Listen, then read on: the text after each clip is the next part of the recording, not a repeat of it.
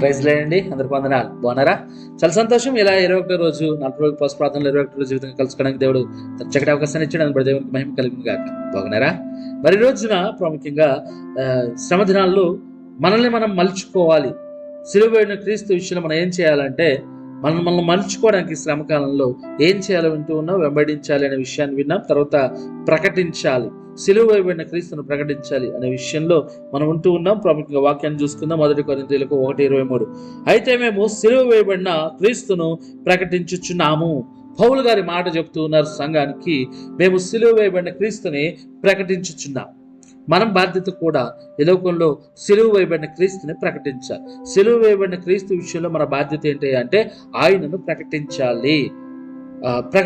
ఆయన చెప్తూ ఉన్నాడు, ఆయనను ప్రకటించాలి. మనం ఆయన సువార్తను ప్రకటించాలి, మంచి వార్తను ప్రకటించాలి. ఏంటి మంచి వార్త అంటే ఆయన నిన్ను మరణానికి పాత్రుడు కానివ్వడు, నిత్య జీవానికి తీసుకెళ్తాడు, పరలోకంలో నువ్వు ఉంటావు. ఇదే అసలైన మంచి వార్త. ఎలా ఉంటే అనేది, ఎందుకు అనేది చాలా వివరంగా చెప్పగలగాలి. మనము స్వార్థ విషయంలో యేసుక్రీస్తు వారు దేవుని ప్రేమ ఉన్నాడు కనుక ఆ ప్రేమను ఇతరులకి పంచుకోవాలి. అదే స్వార్థ తెలియజేసే విధానము. అలాగే ఈ ప్రకటించడం గురించి ఉన్నదనాన్ని మనం చూసుకున్నాం. ఎలా ప్రకటించాలో మనం విన్నాం. ఓర్పుతో, సహనంతో, నిరుత్సాహపడకుండా ఉచితముగా ప్రేమతో సువార్తను ప్రకటించాలి. ఎల్లప్పుడూ సువార్తను ప్రకటించాలని విన్నాం. అయితే ఎలా ప్రకటించకూడదు అంటే, అవునా, ఎస్, ఎలా ప్రకటించకూడదు విందాం. ఎలా సువార్తను ప్రకటించకూడదు అనగా ఫిలిప్పీలకు 1:15, 1:16. ఫిలిప్పీలకు రాసిన పత్రిక 1వ అధ్యాయం 15-16 వచనం. కొందరు అసూయ చేతను, కలహబుద్ధి చేతను, మరికొందరు మంచి బుద్ధి చేతను క్రీస్తును ప్రకటించుతున్నారు. ఎలా ప్రకటిస్తున్నారట? అసూయ చేత, కలహబుద్ధి చేత ప్రకటిస్తున్నారట. అసూయ ఏంటి, కలహబుద్ధి ఏంటి అంటే వీళ్ళు యేసు ప్రభువుని నమ్ముకున్న వాళ్ళు కాదు, కానీ క్రీస్తును ప్రకటిస్తున్నారు. ఎందుకు ప్రకటిస్తున్నారంటే పౌలు గారు చెరసాల్లో ఉన్నారు. ఆ సమయంలో జరిగిన సంఘటన ఏంటి అంటే, పౌలు చెరసాల్లో ఉన్నాడు కనుక శిక్ష విధించబడాలి. శిక్ష ఎక్కువ అవ్వాలంటే బయట మనం సువార్త చెప్పాలని కొంతమంది తయారయ్యి వాళ్ళు యేసు ప్రభువుని నమ్ముకోలే, కానీ యేసు ప్రభువుని నమ్ముకోండి మొత్తం వీధుల్లో, సంత వీధుల్లో తిరిగి మరీ చెప్తున్నారు. ఎందుకురా మీరు సంత వీధుల్లో మరి అంతగా చెప్తున్నారు? మీరు యేసు ప్రభువుని నమ్ముకున్నాడే? లేదు, మీ యేసు ప్రభువుని నమ్ముకున్నందుకు చెప్పట్లా. పౌలు చెరసాల్లో ఉన్నాడు. బయట ఈ గలిబిలు ఏంటని రాజుగారికి తెలిసి ఈ సువార్త ఇక్కడ ఇంకా ప్రకటించబడుతుంది, పౌలును చంపాలనుకుంటాడు, శిక్ష ఎక్కువ చేయాలని చెప్పి వీళ్ళు చేస్తున్నారు. పౌలు చంపించాలని, లేకపోతే పౌలు జీవితంలో శిక్ష ఎక్కువ పడాలని వీళ్ళు సువార్త ప్రకటించారు. యేసు ప్రభువుని నమ్ముకోలేదు. బైబిల్లో కూడా ఇంకొంతమందిని చూడొచ్చు. కొంతమంది యేసు ప్రభు నామములో స్వస్థతలు చేస్తారు. శిష్యులు వచ్చి అంటారు, అయ్యా వారిని ఆటంకపరచాలా, యేసు నామములో స్వస్థతలు చేస్తారంటే యేసు ప్రభు వద్దన్నాడు. వాళ్ళు యేసు ప్రభువుని నమ్ముకోలేదు. వాళ్ళు ఇంకా మనం అపొస్తలుల కార్యాలు చూస్తున్నట్లయితే కొంతమంది యేసు ప్రభు నామంలో యొక్క దయ్యాలను వదలగొడుతూ ఉంటారు.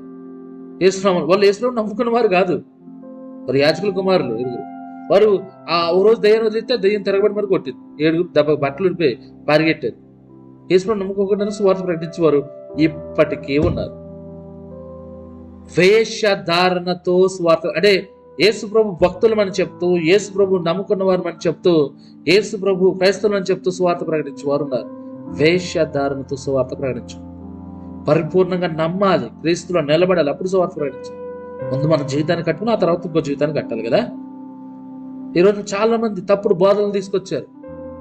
బ్రాన్హేమ్ అని కానీ, లేకపోతే యెహోవా సాక్షులు అని కానీ చాలా బోధనలు ఉన్నాయి. సెవెంత్ డే చర్చెస్ అని కానీ, 7వ రోజు శనివారం ఆరాధన, ఆదివారం ఆరాధన చేసిన నరకానికి పోతాడు, 2 రోజులు ఆరాధన చేసినాడు పరలోకం కనుక పైకి పోతాడా? పోడు కదా. ఇంకా చాలా ఉన్నాయి. ఇలా చాలా తప్పుడు బోధలు వస్తా ఉన్నాయి. నువ్వేం చేసినా, ఒకసారి రక్షణ కొడితే ఏం చేసినా సరే, ఏం చేసుకున్నా పర్లేదు, ఒకసారి రక్షణ వచ్చేసింది కాబట్టి బాప్తిజం తీసుకుంటే పరలోకంకి వెళ్ళిపోతాం. ఇలాంటి తప్పుడు బోధలు వస్తా ఉన్నాయి. వాళ్ళని చెప్తాం, వేషధారణతో సువార్త ప్రకటించకూడదు. వేషధారణతో సువార్తను ప్రకటించకూడదు. ఎలా సువార్తను ప్రకటించకూడదు అంటే పరిపూర్ణంగా నమ్మి ప్రకటించాలి, కానీ దేని కొరకు సువార్తను ప్రకటించుకోకూడదు. గొప్పవారు అని పేరు తెచ్చుకోవడానికి సువార్తను ప్రకటించుకోకూడదు. వేషధారణతో సువార్తను ప్రకటించకూడదు. ఇక్కడ మనం చూస్తున్నాం, పౌలుని ఇబ్బంది పెట్టాలని వాళ్ళు సువార్త ప్రకటించారు. యేసును నమ్ముకున్నారంటే నమ్ముకోలేదు, కానీ వాళ్ళు చెప్పడం వల్ల కూడా కొంతమంది మారారు, కానీ వీడి బతుకు ఇంకా మారల. కాబట్టి జాగ్రత్త. వేషధారణతో ఏదైనా సరే వేషధారణతో సువార్త ఈరోజు నువ్వు ప్రకటించు, నిజంగా ప్రకటించుకో. రెండో విషయాన్ని మనం గమనిద్దాం. ఎందుకంటే వేషధారణ అనేది మనుషులకు తెలియకపోవచ్చు. వేషధారణ అనేది మనుషులకు తెలియకపోవచ్చు. తెల్ల బట్టలు వేసుకుని, తెల్లగా ఉండి తెల్ల చెప్పులు కూడా వేసుకుని, తెల్ల బట్టలు తెల్ల చెప్పులు ఇంక మామూలుగా లేదు. ఇక తెల్లగా కనబడి వార్త చెప్తే మనుషులు వీడు క్రైస్తవ అనుకుంటా, నిజంగా ఎంత గొప్పగా ఉన్నాడో, పరిశుద్ధుడు అనుకుంటా అనుకోవచ్చు. కానీ దేవునికి తెలుసు, దేవుడికి మనం ఏమై ఉన్నామో, లోపల స్వరూపం ఏమైందో తెలుసు. మనుషులు ఈ లోకంలో నీ పై రూపాన్ని చూస్తారు, లోపల చూడరు. కానీ దేవుడు నీ లోపల రూపాన్ని చూస్తాడు. కాబట్టి జాగ్రత్త, వేషధారణతో స్వార్థ ప్రకటించకూడదు. రెండో విషయం చూద్దాం. గల్తీలు 1:11, గల్తీలకు రాసిన పత్రిక 1:11. సహోదరులారా, నేను ప్రకటించిన సువార్త మనుష్యుని యోచన ప్రకారమైన కాదని మీకు తెలియజెప్పుచున్నాను. గల్తీలకు పౌలు రాస్తూ కొంచెం గల్తీల్లో కొంచెం తప్పుడు బోధలు దిగొచ్చినాయి. ఎవరెవడో చెప్పాడంటే బోధలు, ఆ బోధకు లోబడినప్పుడు పౌలు రాశాడు, కొంచెం గట్టిగానే రాశాడు. అవివేకులైన గల్తీలారా, కొంచెం గట్టిగానే రాశాడు పౌలు ఈ పత్రికని. రాస్తూ కొంచెం గట్టిగా కోపంగా రాశాడు, వాళ్ళు తిడుతున్నట్టుగా. అంటే బుద్ధి తెచ్చుకుంటారు బాబు అని చెప్తూ ఆయన చెప్తున్నాడు, నేను ప్రకటించిన సువార్త ఏదైతే ఉందో అది మనుషుల ఆలోచన నుంచి వచ్చింది కాదు, దేవుని ఆలోచన నుంచి వచ్చింది. మనం ప్రకటించే సువార్త మనుషుల ఆలోచన చెప్పిన ఉండకూడదు. మనుషుల ఆలోచన చెప్పిన ఉండకూడదు అంటే దాని అర్థము దేవునికి ఇచ్చిన జ్ఞానంతో నువ్వు సువార్తను ప్రకటించవచ్చు. అది కాదు. ఇక్కడ మనిషిని సంతోష పెట్టాలని సువార్త చెప్పు. వాక్యాన్ని సరే మనుషుల్ని సంతోషపరచాలని వాక్యం చెప్పకూడదు. సంఘంలో కూర్చోబెట్టి యేసుక్రీస్తు కూడా బోధకు చాలా కఠినంగా ఉండే. ఇలాంటి మాటలు వినగలడని యేసుక్రీస్తును వదిలేసి వెళ్ళిపోయారు. కానీ ఈ సంఘాలు ఎలా ఉంటాయంటే దేవుడు దీవిస్తున్నాడు, దేవుడు ఆశీర్దిస్తున్నాడు, చప్పట్లు తక్కువడేస్తుంటారు. దేవుడు నిన్ను ఆశీర్దిస్తున్నాడు, చప్పట్లు కొట్టు. దేవుడు నేను ప్రేమిస్తున్నాడు, చప్పట్లు కొట్టు. దేవుడు నీకు కావాల్సింది తీసేస్తాడు, స్వస్థ ఇచ్చేస్తాడు, అద్భుతాలు చేస్తాడు, ఆశ్చర్యాలు చేస్తాడు. కొట్టు, చప్పట్లే. పరిశుద్ధంగా లేకుండా, యోగ్యత కాకుండా, పాపాన్ని ఒప్పుకోకుండా బలలో పాల్గొన్నాం, ప్రాణహాని ఉంది, అనారోగ్యం వస్తుంది, చప్పట్లు కొడతాను. అవునా? నోరెళ్ళు తెరిచి చూస్తారు, నోరెళ్ళు పెట్టి చూస్తారు. వాక్యం కఠినమైనది, మన క్రమశిక్షణలో నడిపించి మనుషుల్ని సంతోషపరచాలని దేవుని వాక్యం ఉంటుంది. లేకపోతే మనిషిని ఆలోచనలోంచి వాక్యం ఏమై ఉన్నదో వాక్యాన్ని ప్రకటించాలి. వాక్యానికి విరుద్ధంగా దేన్ని ప్రకటించకూడదు. వాక్యానికి తర్వాత చూద్దాం. మనం మనిషిని ఆలోచన చేత కాదు నువ్వు ప్రకటించాల్సి, దేవుని జ్ఞానం చేత ప్రకటించాలి. ఒక వ్యక్తికి నువ్వు స్వార్థ చెప్తున్నావు అంటే నువ్వు చెప్తున్నట్టుగా దేవుడిని నడిపించాడు. ఆ వ్యక్తి దగ్గరికి నువ్వు వెళ్ళాలనుకున్నావు, దేవుడు నడిపించాడు. అక్కడ చెప్పే శక్తి, సామర్థ్యం దేవుడు ఇస్తాడు. మనుషులు నీ ఆలోచన కథ కాదు. స్వార్థను ఎలా ప్రకటించకూడదు అంటే వేషధారంతో ప్రకటించకూడదు, మనుషుల ఆలోచన చేత. అంటే ఈ మనిషిని బొట్లు వేసుకుందాం, ఆ మనిషిని అలా చేద్దాం, ఈ మనిషికి ఇలా చెప్తే పని అవుద్ది. దేవుడు చెప్తాడు నీకు ఎలా చెప్పాలి. మనుషుల ఆలోచన చేత వాక్యం చెప్పకూడదు, సువార్త చెప్పకూడదు. ఒకరిని గొప్ప చేయాలని లేకపోతే ఒకరిని సంతోషపరచాలన్న వాక్యాన్ని ఎప్పుడు మనం చెప్పకూడదు. ఇంకో విషయం చూద్దాం. గల్తీలకు 1:8-9. మేము మీకు ప్రకటించిన సువార్త గాక మరొక సువార్తను మేమైనా పరలోకం నుండి వచ్చిన ఒక దూతైనను మీకు ప్రకటించిన లేకపోతే శాపగ్రస్తుడవును గాక. పౌలు అంటే ఉన్నాడు, ఈ గల్తీ సంఘంలో చాలా తప్పుడు బోధలు ఉన్నాయి. అందుకనే ఎవడో బోధించి వెళ్ళిపోయాడు, ఆ బోధకు ఇష్టమైపోయింది. అందుకే పౌలు చాలా కఠినంగా రాస్తున్నాడు, అయ్యా మేము ఏదైతే యేసుక్రీస్తు గురించి చెప్పామో అది కాకుండా ఎవడైనా సరే పరలోకం నుంచి ఒక దూత దిగి వచ్చి చెప్పినా సరే శాపగ్రస్తుడు. మేము ఏదైతే ప్రకటించామో అదే సరే అంటే వాళ్ళు ప్రకటించిందే సరైందా? అవును. అపోస్తుల్లో బోధే సరైంది, ఈ లోకంలో ఉన్న బోధలుగా. ఈ లోకంలో ఉన్న బోధ సరైనది కాదు. ఈ లోకంలో బోధ అంటే అపోస్తుల బోధ సరైనది, దానికి మించిన బోధ ఏది లేదు. యేసుక్రీస్తును కళ్ళారగా చూసిన మత్తయి, పేతురు, మార్కు, యోహాను సువార్తల్లో రాశారు. యేసుక్రీస్తు ఎలా ఉన్నాడు, యేసుక్రీస్తు ఎలా వచ్చాడు, యేసుక్రీస్తు ఎలా పుట్టాడు, యేసుక్రీస్తు ఎలా చనిపోయాడు, యేసుక్రీస్తు ఎలా లేపడ్డాడు. వాళ్ళు రాస్తున్నప్పుడు పరిశుద్ధాత్మ చేత వాళ్ళు రాయబడ్డారు. పరిశుద్ధాత్మ చేత వాళ్ళని వాడుకున్నాడు దేవుడు అంతే రాయడానికి. ఆ బోధ అద్భుతమైన బోధ. అంతేగాని ఈ లోకంలో ఉన్న తప్పుడు బోధల గురించి చెప్తున్నాను. ఏదైనా సరే ఇక్కడ రాయబడుతున్నది ఒక దూత పరలోకం నుంచి వచ్చి ఇది కాదు సువార్త అంటే ఇది కాదు అని చెప్పేది కాదు. ఈరోజు చాలా మంది మేము క్రీస్తులను వచ్చిన వాళ్ళు చాలా మంది ఉన్నారు. క్రీస్తులు మేము అని చెప్పి వచ్చిన వాళ్ళు చాలా మంది ఉన్నారు.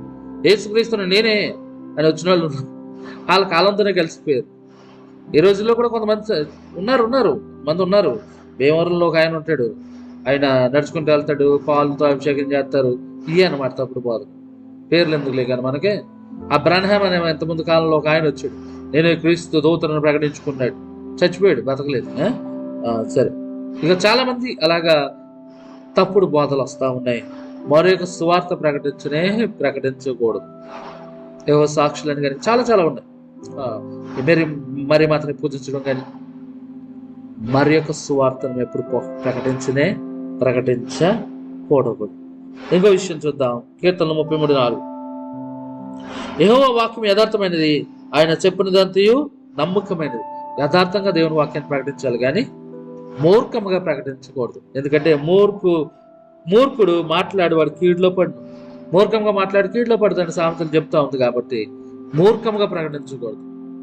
దేవుని వాక్యమును మూర్ఖముగా ప్రకటించకూడదు.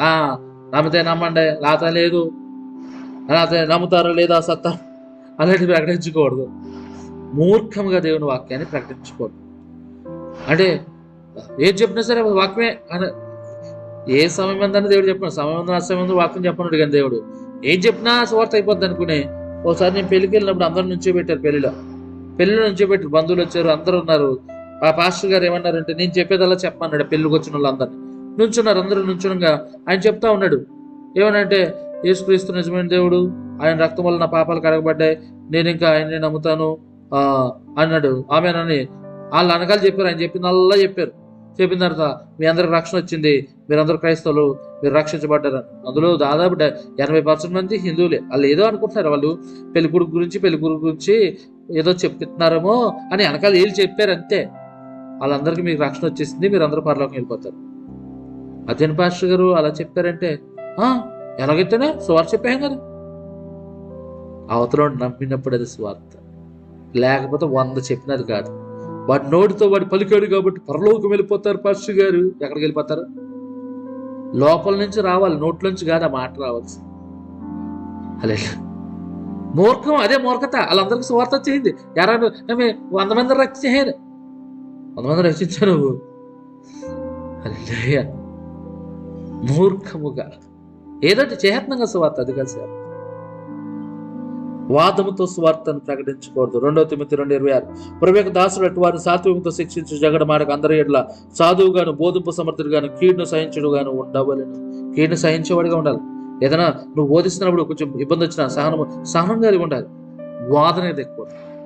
వాదనతో వాక్యాన్ని ప్రకటిస్తున్నారు ఈ రోజున. ఖచ్చితంగా మనం గమనిస్తే కొంతమంది వాదన, మీ దేవుడు గొప్పడా, మా దేవుడు గొప్పడా, చూసుకుందాం రా.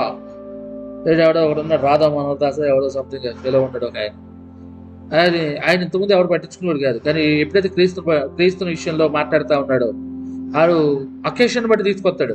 క్రిస్మస్ వచ్చింది అనుకో, మరి మాతకి పుట్టాడా, లేకపోతే మగవాడు లేకుండా ఎలా పుట్టాడు, ఇలాంటి దారుణమైన మాటలు మాట్లాడుతూ ఉంటాడు. క్రిస్మస్ టైంలో క్రిస్మస్, ఇప్పుడు శ్రమకాలం కాబట్టి మూడు మేకలు పీక్కోలేనాడు దేవుడా, సెలువుల్లో చచ్చినోడు దేవుడా, చెక్క మొక్క అని మాట్లాడుతూ ఉంటాడు. మాట్లాడితే మనం ఏం చేయాలి? తగ్గింపు కలిగి ఉండాలి. ఆయన మాట్లాడాడు కదా అని మీ దేవుడిలాగా అలాగని సమాధానాలు చెప్పకూడదు. మనము తగ్గించుకునే ఉండాల. అదేంటి పాస్టర్ గారు, మనం వాదించాలి కదా, తిరగబడాలి కదా, సత్యాన్ని ప్రకటించాలి కదా, సత్యాన్ని సరిగా ఖండించాలి కదా. ఎస్, ముందు నీకు ఇవ్వబడిన బాధ్యతను నువ్వు కొనసాగిస్తూ ముందుకెళ్ళి. కొందరు పెద్ద పెద్ద విషయాలందరూ ఎందుకు నీకు సమాధానం చెప్పట్లేదండి అని ఒక ప్రశ్న వేస్తారు. వాళ్ళకి బాధ్యత ఉందండి, దేవుడు వాళ్ళకి బాధ్యత ఇచ్చాడండి, వాళ్ళు నోరు తరవడానికి లేదండి. నిజం. ఇది వింటున్న కొంతమందికి కొంచెం నొప్పి కలుగుతుంది. ఎందుకంటే వాదించండి, పగల కొట్టండి అని చెప్పాలి. వాక్యం తగ్గించుకుని ఉండమా. కొన్ని వచనాలు తీసి చూపిస్తారు నాకు. ఎవరైనా ఒకవేళ వింటే కనుక విరుద్ధమైన వాళ్ళు నాకు తీసి చూపిస్తారు, నాతో వాదం పెట్టుకోవడానికి. నాకు నిజంగా నేను బైబిల్ క్విజ్ ఫాలో అయ్యేటప్పుడు, బైబిల్ క్విజ్ చేస్తున్నప్పుడు, ఎంతోమందికి నేను బైబిల్ క్విజ్ పంపుతున్నప్పుడు కనీసం రోజుకి 2-3 వాదం పెట్టుకోవాలని చూస్తాను. ఫస్ట్ గారి క్వశ్చన్ ఇలా కాదు కదా, ఇలా పెడితే బాగుంటుంది కదా, లేకపోతే ఇది సరైన ఆన్సర్ కాదు కదా, లేకపోతే దేనో విషయంలో ఇంతకుముందు పెట్టుకునే వాళ్ళు చాలా. నేను 2-3 చూస్తాను, మెసేజ్ చూస్తాను, 3వ మెసేజ్కి బ్లాక్ చేసేస్తాను, మొత్తం తీసేస్తాను, డిలీట్ చేస్తాను, బ్లాక్ చేస్తాను. ఏం పాస్టర్ గారు అంటే, నాకు సమయం లేదు, నాకు ఇవ్వబడిన సమయంలో బైబిల్ క్విజ్ విషయంలో నాకు సమయం అయితే లేనే లేదు. నిజంగా మీ అందరికి కొంతమందికి మీకు తెలుసు, బైబిల్ క్విజ్ విషయంలో నాకు సమయం లేదు. నేను రాత్రి 3 గంటలు పడుకుంటానండి బైబిల్ క్విజ్, ఎందుకంటే అంతమందికి రిప్లై ఇచ్చి అలాంటి సమయంలో వాదించడానికి అస్సలు సమయం లేనే. ఏదేదో తింగర్ ప్రశ్నలు తీసుకొచ్చి నా దాంట్లో పెట్టి నాకు పెట్టి దీనికి సమాధానం చెప్పండి మీకు, అయ్యా నాకు ఇప్పుడు సమయం లేదంటే అంత అయిపోయావా, ఎంత అయిపోయాను వాదన. నాకు దేవుడిచ్చిన మనసుని బట్టి వెంటనే నేను నిజంగా వాళ్ళు ఏ ప్రశ్న వేసినా బ్లాక్ చేసేస్తాను. ఒకవేళ నిజంగా వాక్యం తెలుసుకోవడానికి ఏదైనా ప్రశ్నిస్తే ఖచ్చితంగా తెలియజేస్తాను, కానీ ఇదంతా సమయం లేదు. కానీ వాదనతో సువార్త ప్రకటించకూడదు, వాదించకూడదు. ఇంకోటి ఏంటంటే ఇదే చివరిసారి చెప్తున్నాను మారు లేకపోతే సత్తం అన్నట్టు కూడా చెప్పకూడదు. సువార్త ఎలా ప్రకటించకూడదో చూసాను. నిన్నటిదైనా సువార్త ఎలా ప్రకటించారో చూసాను. సువార్త నిజంగా మనస్ఫూర్తిగా ప్రకటించాలి తప్ప ఇలా ఇలా ఇలా ఇలా ప్రకటించకూడదు.